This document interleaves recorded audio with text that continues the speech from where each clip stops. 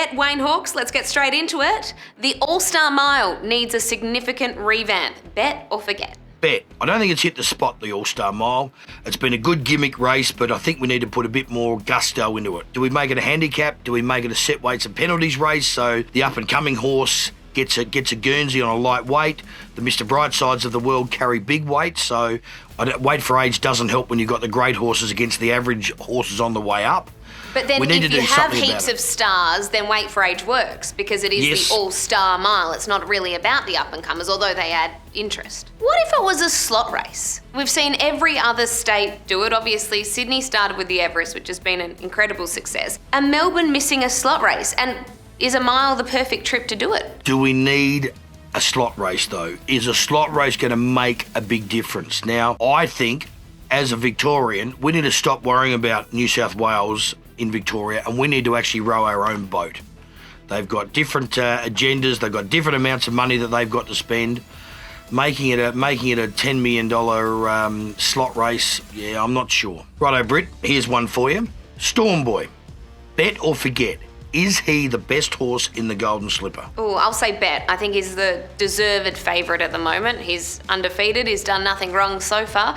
So I'd say yeah. But they're all talking about him as he's over the line, Britt. But my father's had the best horse in the slipper probably 5 times, with the best one being the Big O Octagonal. He's as good as you get. He didn't even win the Golden Slipper. The best is not always the best that wins that race. All right, who do you think beats him then? I think bad luck's probably the biggest thing that's going to beat him, but also just bear this in mind. He ran the other day on a wet track. I reckon he didn't really love the wet track the other day. He might draw barrier 16. That's going to work against him. He might draw barrier 1 and be slow out of the gates, Britt. But he's done that before. He drew barrier 1 last start, he drew barrier 1 on debut, and he is a little bit slow out, but he musters quick. This is a Golden Slipper. He hasn't raced against all these horses before, and they are tuned to the second. Uncharted territory. Would you like to train him going into a slipper? I'd love to train him. I'm not bagging the horse. Rest my case. All right, last one, Wayne. Jamie Carr is in career best form. Bet or forget? I think forget.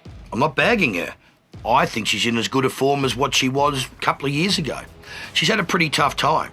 She fell off. She was unconscious on the track for 15 minutes. She was taken to hospital. She can't remember a month of her life. She's had to come back.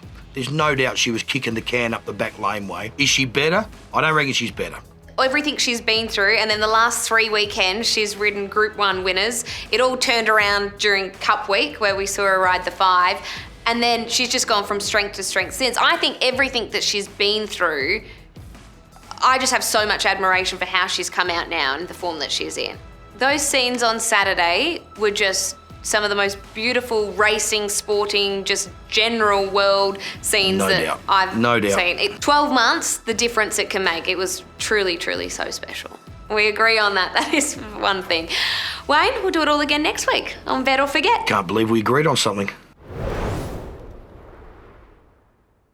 What's gambling really costing you? For free and confidential support, call the number on the screen or visit the website